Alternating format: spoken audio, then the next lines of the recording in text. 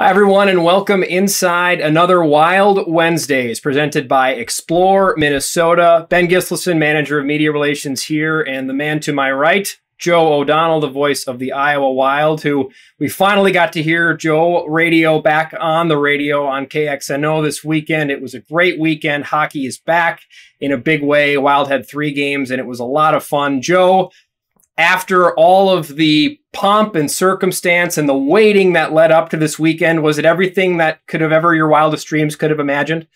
I think so, Benny. It's good to be on with you. Hopefully my microphone is working better today since I was getting chirped hardcore last week. So check 1, 2, testing. Thanks for all your hard work in setting this one up and making sure that we were good to go for week 2. Yeah, it was great to have hockey back. I thought the team played really well. All 3 games were entertaining, whether it was a good result or a bad result. I mean, even Friday night, you lose 8-4, but plenty of goal scoring, plenty of scoring chances, great saves. We had a fight. So I think hockey's officially back in Des Moines. Great to be on with you here as well, Joe. Remember, no matter which route you take, they can all lead to your true north. Head to exploreminnesota.com today to check out all the North Star State has to offer. Proud sponsor of our show and many other things here with the Iowa Wild. A little bit to talk about last weekend before we prepare for next weekend. But if you're just joining us for the first time here on Wild Wednesdays, we'll talk last weekend's hockey. We'll talk a little bit about the promotions that we have coming up this weekend when the Wild take on the Rockford Ice Hogs here at Wells Fargo Arena. And we'll get to some hockey talk as well about the coming weekend's game against Rockford with the voice of the Iowa Wild, Joe O'Donnell. And State of Hockey Trivia is back this week. We'll have more trivia at the end of the week. And 2 tickets will be up for grabs if you can get today's State of Hockey Trivia question correct. And then feel free to comment on our Facebook page here if you have any questions to ask Joe or myself, and then we can get to those towards the end of the show. I hope you made the question easier than last week. No, it shouldn't be easy, right? We don't just want anybody.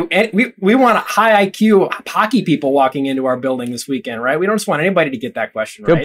Good point. So last weekend, 3 games were on the slate. The Wild do come away with 3 points out of a possible 6.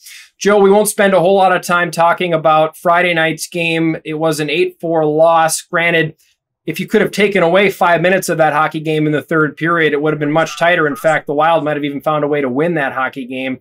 But take us through Friday night, and probably more just the fact that hockey was here. We had a wonderful crowd with over 3,200 people in the building. And win or lose, it was just a win for hockey, wasn't it? Yeah, I agree. It was awesome. The game just got away in that span of the 3rd period. You know, 4 goals in 3.5 minutes, basically, for the Texas Stars. Power play was a big reason why. In fact, both games Texas won in the 3-game series. Friday, the opening night, and then the overtime win a couple nights here ago on Monday. Special teams were a big story. They had 5 combined power play goals in those 2 games. So I know the coaching staff will get that corrected. You got to remember there's a lot of new faces for everybody in the AHL this year, a younger roster across the board for a lot of teams. So guys are trying to get up to speed on the systems. There were no preseason games for the Iowa Wild. Some teams played some, but not many in the AHL. So I think a lot of it is just going to be building blocks. I chatted with Tim Army today before they took the ice for practice here at Wells Fargo Arena, and he said he felt like they played better each game. He actually felt that Texas did as well, and he thought Monday was the best of the 3 games. So from both vantage points, Coach Army telling me that the team's becoming more efficient. It's becoming more natural for them, right? Some of the habits, some of the details of the system play, whether it's special teams or 5-on-5. So I think the building blocks are there. Everybody gets got their feet wet. You start to see a little bit of that on-ice chemistry with guys, who plays well with who, which D pairs are working out. That gives the coaching staff way more to evaluate, and I think we'll see this team just continue to head in the right direction. Adam Beckman scored his first professional goal on Friday night. Also on Saturday night, Josh Mazer scored his first professional goal. That one had a little more impact than Beckman's did. It wound up being the game winner in that 4-1 win. What'd you make of some of the new guys this past weekend? I was really impressed with Damon Hunt, the 18-year-old defenseman. I asked Coach Army about him, and he said he's solid and sturdy, keeps his game simple. But for all these kids, what a big step it is. And it's interesting, Connor Dewar is a 2nd-year pro. He's still very young, but he's out of the Western Hockey League.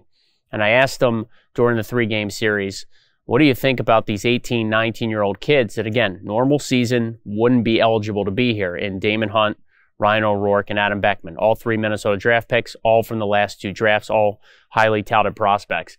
And I said to Connor Dewar, again, he's, 21. And I said, like, could you imagine being 18, 19 and playing in the AHL? And he said, no. He goes, I don't think I would have been ready. So kudos to those kids in Beckman, Hunt, and O'Rourke for not only stepping in, but contributing.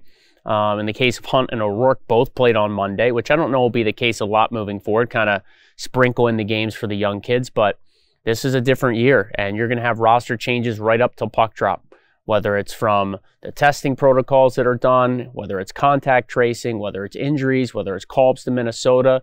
I mean, we've even seen Will Bitton and Mason Shaw get sent down from Minnesota, but they can't rejoin the team here because of what's gone up with the big club as far as, the issues they've run into with positive COVID testing. So it's just a different year. You've got to be ready. Josh Mazur found out probably after warm-ups that he was playing. He had taken warm-ups. Joseph Cramarosa couldn't play. He was banged up. Mazur jumps in, first pro game, gets the game winner. So we're going to have a lot of those great storylines throughout the year. I thought the young kids handled themselves pretty well, and we'll see how it goes now as they continue to adjust to pro hockey. I don't want to call them the old guys because they're not. In fact, they're all younger than you and I are, Joe. But the older guys on the team, so to speak, one of them, Gabriel Dumont, had a huge night in the final game of the weekend on Monday with that 2-goal performance. He also had a goal in the 4-1 win on Saturday night. How important, I've talked to Coach Army about this, but you've seen over the years the impact that a good veteran can have, but also the impact that a bad veteran can have on a team. And according to Coach Army, this team is full of great veterans like Gabriel Dumont. Yeah, I've found over the years in the American Hockey League, not only do you need them to be good people and good leaders, it's really important they contribute on the ice. Your veteran guys at some point in the year are going to have to carry the mail when it comes to point production, or if they're a defenseman, doing their job, keeping the puck out of the back of the net, goaltending as well. If you have veterans that are just really good people, really good guys, help the young guys along, but they don't score enough, you're going to tend in a normal season to struggle offensively. And maybe this year it's even more paramount because we've got, obviously, so many guys up in the taxi squad with Minnesota, right? You've got guys that are that would normally be here or at least contributing that aren't here anymore because they're up right now at the big club. So important to have the vets going. As far as Gabriel Dumont goes, I mean, what can you say? He got off to a great start last year with 5 goals in his first 6 games, and he's rocking and rolling already this year, leading the team with 4 points. They turned some lighting on in here. I was just gonna say that. I look like a blur or something. Let's see if that helps at all. Uncle. I think it's that light over your top. Maybe you tilted it down, your screen down a little bit. No, I didn't touch anything. They turned on more. AJ's over there. I got to get his attention. Oh, I know, but I think there's a light that if we could tilt your screen down, it might. There we go. Yep. I think that should help us. You never know what's going to happen. It's been a wild Wednesday already for us. What do we got to tell these production guys? We're busy here. I want to know when's something going to go wrong on your end. Why do you think I put myself in this really controlled area? I mean, it's a classic TV move. Yeah. It was my fault that I moved out into the open spaces of the upper bowl. Bad decision. Moving forward, as we look ahead towards the coming weekend, we do have some exciting promotions to spotlight here as, again, we get people commenting and asking questions. Thank you for joining us here. It's great to have all of you with us this afternoon. But this weekend, just the lone game on Saturday against the Rockford Ice Hawks, 6 p.m. Did I say Ice Hawks? Ice Hogs. 6 p.m. There's something that went wrong for me, Joe. 6 p.m. face-off here at Wells Fargo Arena. We will have Buff City soap samples at entry and hockey happy hour from 5 to 6. That's 2 for $12 tall boys. And we do have a special one-game only ticket promotion going on for this weekend. It's February 13th game. We've got a one game only ticket package, and this is going to have 1 ticket to the game, 1 pair of Iowa Wild gloves, 1 pair of Iowa Wild Wild Winter hat, and then 1 Taco John's coupon. Those are not hockey gloves. Those are gloves to keep you warm during this ridiculous polar winter that we're having right now. Again, that's 1 set of gloves, Wild Winter hat, and a Taco John's coupon, as well as a ticket. You do have to purchase in packages of 2. There's a link in the description of this show that'll take you right to that offer on our website. And also, you want to make sure to not miss out on a chance to be part of the Bud Country Club, where we have premium tickets to a game. You can get into this Bud Country Club space, the Loft, and you can oversee every minute of the action. You also get an all-you-can-eat menu that rotates each game between burgers, pulled pork, pulled chicken, sausage grinders, and hot dogs, as well as nachos. And the real big ticket item, all-you-can-drink menu of 12-ounce Budweiser, Bud Lights, Coca-Cola products, and water. And also, you got an all-you-can-eat and drink pricing that's only $45 for all of that. That's a heck of a deal. You just took up the whole show reading the promotions. Well, I mean, they are the ones, the sponsors and the promotions are what keep us employed, aren't they, Joe? That was impressive, though. I once you said 2 for 12 tall boys, I kind of checked out, and I just thought about maybe skipping the broadcast and sitting in the stands with some of these great fans we have. It is enticing, isn't it? Speaking of the fans, though, Joe, a big thanks to all of our fans this weekend. Joe and I didn't get to interact with any of you, but we heard nothing but great things from all of our game night staff and our staff that was down on the concourse. It was respectful. People were wearing masks. People were staying social distanced. And just from Joe, the broadcaster, from Ben, the media guy, we want to say a big thank you to that. And from all of us at the Iowa Wild, because you never quite know what you're going to get when you're putting out mandates like we put out, and everybody was super respectful. So a big thank you. Yeah, I thought it was, we didn't get much, you and I, bad customer service feedback. Our staff seemed to think things went well. I know we made some notes internally on stuff to improve on or stuff to remind folks of, but I think for such a long layoff and not knowing what this would all look like, I think it just was a great weekend for hockey. And to have the goal horn blaring and people back in the stands was it was pretty cool. So this weekend, we've talked about promotions, we've talked about how great our fans are, and we really can't talk enough about how great our fans are, but we need to head in between the hash marks with Wild Joe Radio. I want to talk some hockey. I'm guessing that's what most people hop on this to do, and I know we had so much fun talking hockey last weekend, Joe, and now that we've got hockey to talk about from the past, we can continue talking about the future here with this game against Rockford this weekend. Rockford last year, a team that had a little bit of trouble with Iowa. Iowa went 3-0-1 against Rockford in the 4 games they played. They didn't get to finish out the year because of the COVID-19 cancellation of the season. But Joe, what do you expect whenever Rockford comes to town? Well, I think it's the biggest Iowa Wild rival. Maybe some of the fans on here can comment, tell me otherwise. But it's the closest rival proximity-wise. The Blackhawks are obviously a popular team in this neck of the woods. Usually there's Blackhawks fans that come to see the Ice Hogs when they come through downtown Des Moines. So it's always, and the other part of it is that the Wild have had pretty good success against Rockford. If you remember those early Iowa Wild seasons, there were times where the rivalries, well, they were pretty one-sided, not in a good way for the Wild. So Iowa's had good success against Rockford. I think you look at the proximity and the fact the Blackhawks are their affiliate, and I think that, they could be maybe not the most hated rival, but, the one that you would just kind of look at the Wild and you think, oh yeah, Rockford, like that's one of the teams that has been there since day one. So they played their first game yesterday. They got beat by the Chicago Wolves. They had 9 power plays, didn't convert. I think their only goal came shorthanded.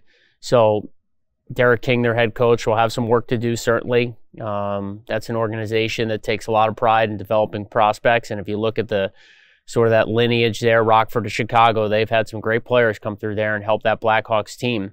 Now, the Blackhawks themselves are in a bit of a transitional period right now, so I'm not too sure on how Rockford will look when they get here Saturday.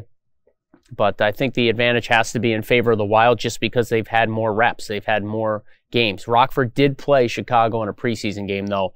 So you have to give them, that's a little bit more experience for them. But I think just getting those 3 regular season games in 4 days for Iowa, now some practice time. I know that Tim Army talked about today, wanted to work on their exits, coming out of the D zone, tracking, coming back into the D zone, the neutral zone play. So the Wild are going to have a few days here to touch up on a couple of their areas that they want to improve on. And then hopefully come Saturday night at 6 o'clock, they're ready to go and can get their second one of the year. Zone exits was something that Tim Army talked about with me post-game. Might have been Saturday. I don't know. The days are blending together a little bit. So I asked him, too, about what he's learned about this team that he didn't know prior to Friday night. I want to ask you the same question. Now that they've had the eye test, you've seen them play, what do you know now about this club that you didn't know prior to puck drop on Friday night? I think it's just getting more familiar with some of the newcomers, right? Whether it's Caitlin Addison, a young defenseman, who was acquired in that Jason Zucker trade, or if it's Ian McCoshen, his defense partner for the first 2 games, that certainly made some great plays offensively and is a real steady guy back along the blue line.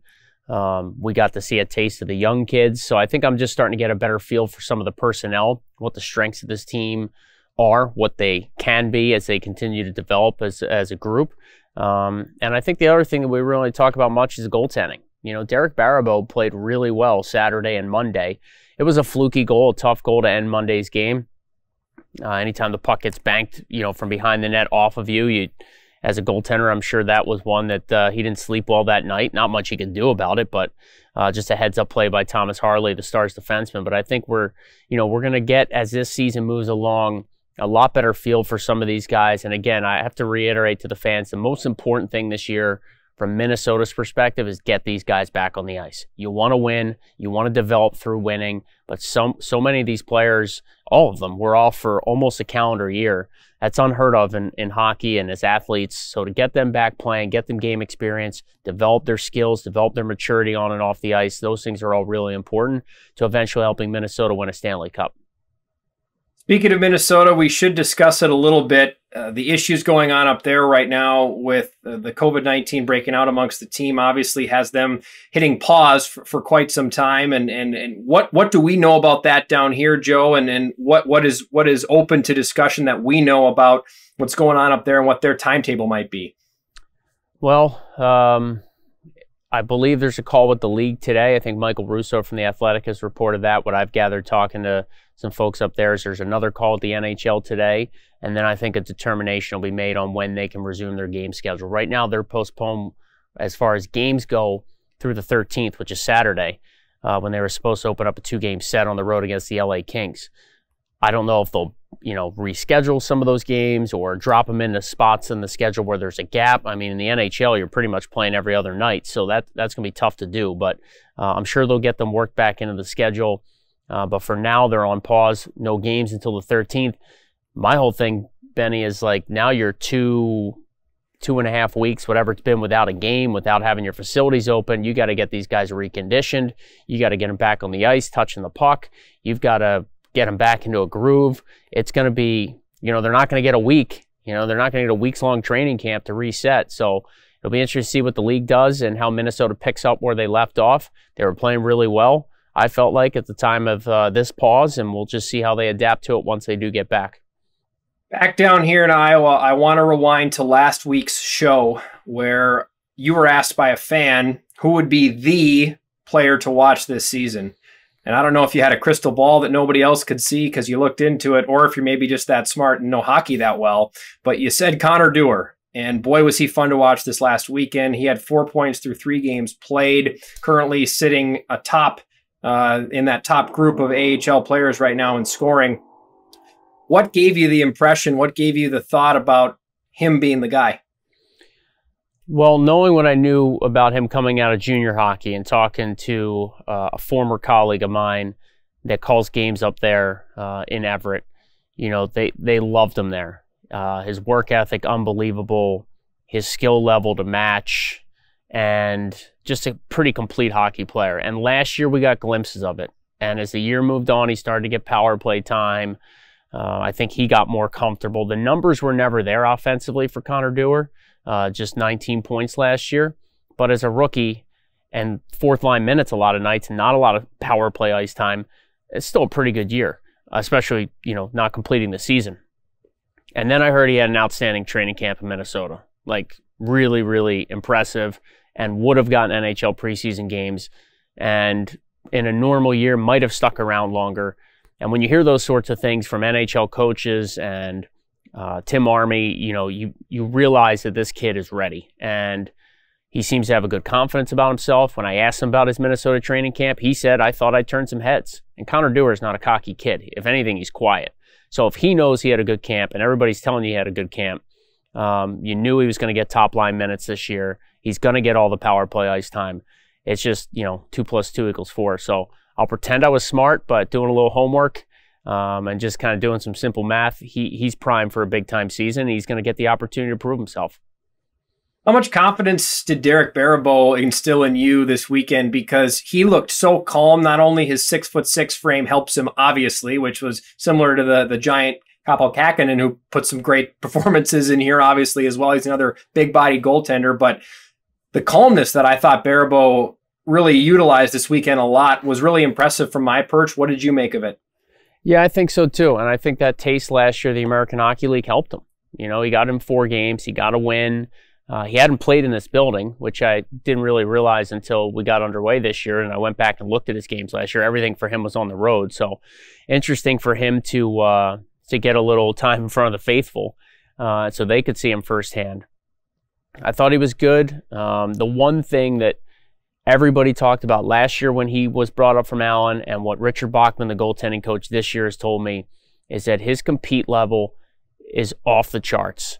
And if you're a guy that's on the bench or you're on the ice and you see him battling for every puck and there's no easy goal, meaning like if there's a rebound, he's busting his you-know-what to get over there. He's fighting for his teammates. Guys love that. That instills confidence, but it also shows them that you're bought in, that you're not going to take a night off or a play off because he takes it personally. And maybe not every goaltender has that, because I've heard about Baribeau now for, like I said, last year and this year. But when you have that type of compete and that competitive edge where you hate to be scored on, it's really, really good. It's a really strong thing for a goaltender to have in his back pocket. What do you think that comparable is for you? What is something that you hate to have happen to you that just grinds your gears, that makes you compete to the tooth and nail to make sure that, just like Derek Baribeau doesn't want the puck going behind him, you don't want this happening to Joe O'Donnell? How much time he got? I don't know. I think, if I have, like, sometimes, and this is a broadcaster, Benny, like the average listener might not be like, God, Joe's a little off his game, or doesn't sound like Joe tonight. I know. Like, I can tell, like, if there was a shift or a period, or, if something was my fault back on my end, that will certainly rattle me. You're never going to be perfect in anything you do, but you can sure as hell try. Yeah, I totally agree with you there. And it's great to know that we hope that nobody at home knows when we're off, but when we are, you're exactly right. We do know. And it's what do you do when you are, if you do have an off time? Do you have any like go-to moves that get you back on track? Yeah, I do. I drink this Spark, and I take that energy drink, I shove it in some water, I shake it up, and I crush a few sips of it, and I pray that wakes up my brain and gets me going. It's like, a healthier version of a Red Bull. But sometimes it's just like, like time 100%. To wake up here. So, yeah, that's my trade secret. Some Spark and some blue raspberry Spark, and here we go. There we go. If there are any young broadcasters tuned into this, that's a great promotion for Spark. Go pick it up. It's not cheap. Before we turn the page to our Explore Minnesota State of Hockey Trivia, Joe, any final notes, talking hockey, talking the weekend with Rockford coming up? Yeah, I think, in addition to some of the practice stuff we talked about and some of the notes I got from Coach Army, again, just on Monday, he felt like one of the reasons it was their best game. They gave up their fewest 5-on-5 chances of the 3 games, meaning even strength. And then back to Gabriel Dumont for a minute. I asked Coach about it. He said he's engaged, he's executing. He said, generally a guy will feel better just circumstance when he's back with an organization. He called him a competitor. But he also noted that Dumont got off to a great start last year, which he did numbers-wise. Then he got called up, and when he came back, he was just not the same. And then he got hurt as he was finding his game again at the AHL level, and he missed about 8 weeks. And then he came back for a handful of games, and the pandemic hit. So it was a very roller coaster year, I think, a lot of ways for a guy that's played, 600 pro games. He's worn a letter everywhere he's been. He's a coach's favorite, a guy you hate to play against. And so I asked Dumont before he took the ice to practice today. He feels healthy. He feels really good. As he got off to a hot start last season, I'm like, what is it about scoring in October? And he looked at me and goes, Joe, it's February. Like, I didn't, like in my brain, I'm like, start of the season's October, right? So I literally just started laughing in the locker room. I'm like, I'm an idiot. Like, so yeah, Dumont hot start in October last year, hot start this year, but it's not October. But he feels good. He feels good, and I think he's the type of guy that if he's your number 2 center, you got a really good hockey team. That's such a fascinating point to think about. Like, is that translatable? Because this is the start of the year. Yeah. And when you think about trends players have, they're much more likely in tune with how are they hurt? Are they dinged up? Which usually happens later in the year. It's not as much about, is it February? Is it October? It's more about how many games have you played for a lot of those trends. So this year, Colton Beck was a guy that always started the year hot. And it's not that he slowed down because he got hurt. It's just for whatever reason, in October, you could bank Colton Beck was going to have somewhere between 3 and 5, 6 goals. He might finish the year with 9. But that was just the type of player he was. Like, he just seemed to love to play early in the season, and great penalty killer, great skater, all those things, all-time leader in franchise games played. But if you look at his offensive totals, for whatever reason, early in the year, he was just one of those guys you could put him down for a minimum, a few goals and a couple assists early in the season. All right, it's that time. Explore Minnesota State of Hockey trivia. We'll see what Joe thinks about this question. Last week, we got into a bit of a heated debate about you not knowing fishing, or maybe I incorrectly assumed you didn't know much about fishing or know what a walleye was. Yeah, I think it was I thought that you didn't know what a walleye was, and you did. But this week, we're going from the lakes inside the factories, actually, of Minnesota. In what southern Minnesota town was Spam invented?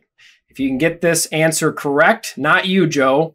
If you can get this answer correct, fans out there, the first person to comment the correct answer on this feed will get a pair of tickets to this weekend's game against the Rockford Ice Hogs. So again, in what southern Minnesota town was Spam invented? An extra hint, they also have a museum about this invention as well in this town. Joe, do you have any idea? Not a clue, but I did see a question in here from Nicholas Garcia I wanted to get to real quick. Yes, and we'll gladly get to that. Take it away, Joe. He wants to know which arena is my favorite to call games. Well, I love Wells Fargo Arena. I'm very biased, but we have an outstanding setup here. AV production is through the roof with the ice mics and all that stuff, so I love it here. But the team we just played, the Texas Stars, Cedar Park Center is, well, it's now called the HEB Center. That is a great building.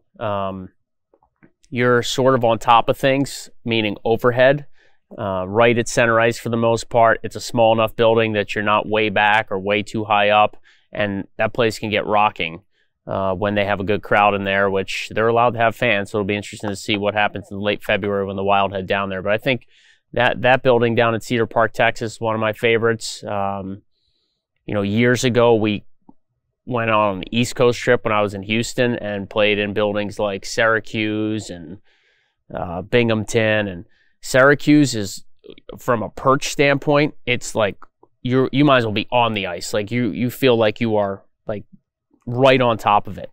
But to get to the broadcast booth, you have to go up like these metal stairs into the catwalk, and it's dicey, to say the least. So I also like Winnipeg. That's an NHL press box setup, very high up. But, I've always enjoyed being up there and getting that bird's eye view. Oh, I wouldn't like that Syracuse catwalk. No, dude. Heights and I don't get along. Interesting that we have the profession that I do, but I don't like heights. Syracuse isn't high, but it's just dicey from the standpoint that like you're in with like conduit and all this other stuff. So like if you turn your head the wrong way, you might smack into like some metal railing or some piping. So anyway, now you would not have liked Benny Hamilton at the old Cops Coliseum when the Hamilton Bulldogs, speaking of Gabriel Dumont, longtime Bulldog, that is way up, and you have to walk across the playing surface on the metal catwalk, basically across the arena to get to your perch. That was one that every time I was up there, I was like, yeah, it's a long way down. Yeah, that'd be your last wrong step, I think from there. Yeah, well, I hope to get to see it someday. Maybe not Hamilton, and that'd be if an AHL team were to come back there at any point. But certainly Syracuse to see these conduits that you're talking about. But we appreciate the question, Nicholas. Also, as we nice segue into some questions here, we do have a correct answer on where or what was the invention, or what town in Minnesota was Spam invented. It is Austin, Minnesota. And a fan who I actually know from my time with the Des Moines Buccaneers, Travis Hamilton, is the winner. So Travis, go ahead and give us a Facebook message with an email that we can get you your tickets. Congratulations on answering that correctly. Austin, Minnesota is the name of the town. Also home of the Austin Bruins, the North American Hockey League, where I got in my first ever hockey fight at the Austin Coliseum in Austin against the Austin Bruins. Timeout, Joe O'Donnell. Okay. Follow-up time. How'd the Tilly go?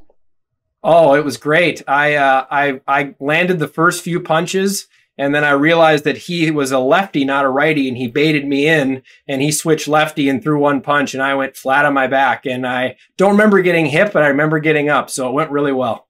That explains a lot. Yes, it does. Yes, it does. But thanks again for playing the game this week and for answering the question correctly. We had a couple people answer correctly, but Travis, you are the first, so shoot us a Facebook message and we'll get you those tickets. Plenty more questions to get to. I'll scroll back up here on our comment section, and Brandy wants to know what kind of promotions are in store for the season as far as game night themes. I know, at least I don't know off the top of my head what those are, Brandy. I do know that our marketing team is working on a release to put out exactly that question that you're looking for on what some of the game night themes are. Timing-wise, I'm not sure where we're at on that. Joe, do you know where we're at on that release? I think it's coming up pretty quickly here for us, though. I don't, but I do know, like, for example, if it's a Monday night game, we're going to have Dollar Dog. Saturday is going to be the $2 for $12 tall boys. Friday, we've got $2 beers. So just keep checking IowaWild.com. That's usually the best way to make sure you're staying up to date on promotions. Obviously, with the current situation, it's hard to do giveaway items and those sorts of things that we would normally do when we have a full off season to prepare, to budget for that stuff, to distribute it safely. So there will definitely be some differences this year, unfortunately, as opposed to previous years in that regard. I believe we also got a question about local rinks, and Grinnell is a rink where we just put up one of those community rinks sponsored by Wells Fargo. So certainly, I think there's now 7, if I'm not mistaken. So you can check out your local Parks and Recs website if you're looking for any of the outdoor rink information. Again, all presented by Wells Fargo. But Grinnell this year, the rink is up. It's functioning last time I checked, and we're really excited about that. Also have a question from Aaron who asked, have we thought about going out from the Des Moines area and doing some work in other communities around Iowa? I would say the answer to that question is probably yes, but we're just in the status of COVID, going out to other communities isn't necessarily the best time. Joe, your previous answer to the question was a good example of that, of how the Wild have been out in other communities around Iowa and are making a difference with those rinks. Yeah, just the American Hockey League this year has said no community appearances. So if we're doing something with a player, it's virtual. That's for player safety. We hope everybody out there understands. Since we've gotten to town in 7+ calendar years and now 8 seasons, it has been a staple of this organization to get out there and make an impact. That starts at the top with our team president, Todd Fredrickson. He's been a big believer in that, growing the brand, letting folks know what we do, and using our players and staff and our great mascot Crash to go out there and execute it. So when we get back to a bit more of what we would consider normal, certainly, we'll get players out wherever we can, find a partner to work with, whether it's Big Brothers, Big Sisters, Boys and Girls Club, hospital, school, library. We do send guys outside of the general Des Moines area. We've had youth hockey practices in Ames in the past that players have participated in. So we certainly try and work with as many of the towns and communities as we can. As they want a piece of the Iowa Wild, we'll try and work our best with them to work it out. Jennifer wants to know, how much will the shortened season impact the team? Is the social media game being up for all clubs, or is ours just that awesome? Thank you, Jennifer. What are your thoughts on that, Joe? The shortened season's going to impact a lot. When we travel this year, players aren't really supposed to see friends or family. Like in the past, we'd go to Grand Rapids and Jerry Mayhew's mom and dad would be at every game. They're Michigan people. Louis Belpedio goes to Chicago to play the Wolves or Rockford to play the Ice Hogs, and mom and dad would come by. Those are things that probably can't happen like they used to. So from a travel standpoint, seeing your family standpoint, a lot of that's changing. Guys are being asked to stay home as much as possible if they don't have to go out, specifically on the road, which we haven't had a road trip yet, but we're getting there. And I think the other part of it is just this daily COVID testing and the unknowns that come with that. One day you might be ready to jump into the lineup, and then you get a phone call that says you can't. So that it's all very unique. The players are handling it extremely well. It's been a very professional approach from the staff and the players, our trainers, our team doctors, our equipment staff. Everybody's just kind of chipping in to make sure this goes as smoothly as possible. I think the biggest thing, Jennifer, is that the players are so excited to get back on the ice that they're willing to adjust to it right now. And we hope that we can get through 4 months and get in as many games as possible and do it safely. Dorothy's wondering which other AHL cities are allowing fans currently. Texas. I heard Grand Rapids can have a max of 500, but I haven't actually confirmed that. I believe Tucson and Colorado are the other markets that, at least I was told a few weeks back, that are having fans. Now, the only team the Wild will see on the road with a fan base is Texas. Chicago's playing in their practice rink, no fans. Rockford is playing with no fans and basically the most skeleton crew you could have to operate a minor professional hockey game on the planet. They got a PA announcer, they got a Zamboni guy, and they have their home team broadcaster and pretty much somebody to clean up. So, it's going to be very unique in a lot of these situations. But again, just happy to be back and glad the American Hockey League was able to put this together. It's a great point, Joe, with the staff in Rockford. It's a testament to not only the staff here, but the Minnesota Wild, that they're giving us pretty much as much of a full night crew as you could imagine having during the course of a hockey game. And so a huge shout out to Minnesota for, well, A, hiring me at this time, but B, just allowing us to have the staff that we have. Because yes, there's a little bit of shorthanded play going on for us, but for the most part, comparably, I don't think we're dealing with what maybe a lot of other places in the league are dealing with. Yeah, we wanted to have as much of a full game production as possible, given the circumstances, the fact we're having fans. Some buildings are going to have a one-camera feed and no replay. And, again, the important thing for the NHL and the AHL is get guys on the ice and playing. Anything else you can accomplish after that is sort of gravy. And so far, so good here in Iowa. Getting a note that Cleveland can have fans as well, so that's exciting. And I think, I think that, again, the biggest thing is just getting back on the ice and making sure that the guys are getting that experience and doing it in a safe environment. I saw a question in here, too, about, future games. Right now, we've only gone on sale with the first 4 games up through this Saturday, the 13th. And I know that the plan is to unveil sort of another chunk of the schedule or the rest of the schedule here in the coming days. So if you're a Wild 365 season ticket holder, we appreciate your support and tuning in. And make sure you just stay current. Check your email. Check iowawild.com. As soon as that info is ready to roll it out, we'll get it out there for you. Final question, Joe, and I know you've got a busy rest of your day, and we'll get you out of here. Do you think the Wild have the speed to compete this year? This is from Chad. He says, it seems like the Stars outskated the Wild in both ends in the neutral ice, and the turnovers are emerging as a problem. Your thoughts? I think, again, Chad, it's going to be a little bit of an adjustment. New players, young players, guys that haven't played a lot together, new system for so many faces. All that's going to take some time. But I think when you add Will Bitton back in your lineup, Mason Shaw's a pretty decent skater. Who does Minnesota send down? Or does Minnesota end up taking 5 or 6 guys when they return to the ice because they have to field a roster?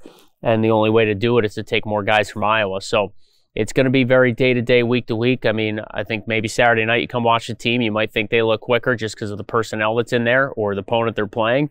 And then maybe a month from now, the lineup could look way different than it did opening weekend when everybody was quote-unquote healthy and everybody was at full capacity. And so it could have a different look to it then. But one of the things that Tim Army always stresses is playing fast. He's not unlike other coaches in that regard.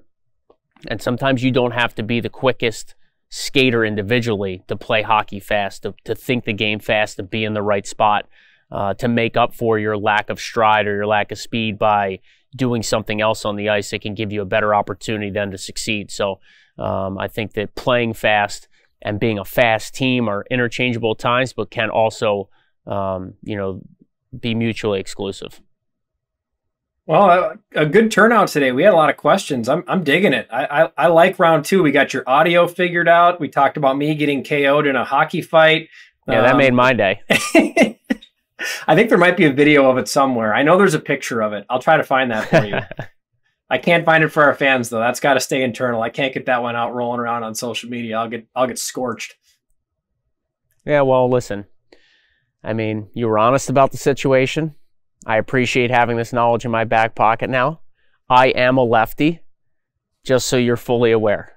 So I know when we get into it, I won't line up righty. I'll have to be ready for the lefty flip because I wasn't ready for it. Fool me once, but not twice. But I also, I think many of our viewers would know, and anybody that watches this thereafter will know, you have nothing to worry about. So. Well, Joe, thanks for this. Always a pleasure doing this with you, and we're looking forward to doing many more as the season rolls along. Yeah, thanks, Ben. You are doing a great job putting this all together. I'll just be here when you toss questions my way, and look forward to seeing you on Wednesday.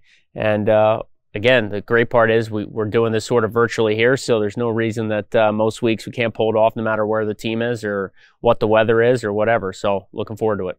We'll just make sure to try to keep that lighting off the back of you like we got today. Atrocious. I don't know where that came from. But thanks to all of our fans for tuning in and for the questions and for commenting. Or again, we can't wait to keep doing this for you week by week as we roll along here on another episode of Wild Wednesdays. And thank you to our sponsors at Explore Minnesota for bringing you this show today. So until we see you all back here on Wednesday of next week, he's voice of the Iowa Wild, Joe O'Donnell. I'm Ben Gislason, and this has been Wild Wednesdays presented by Explore Minnesota.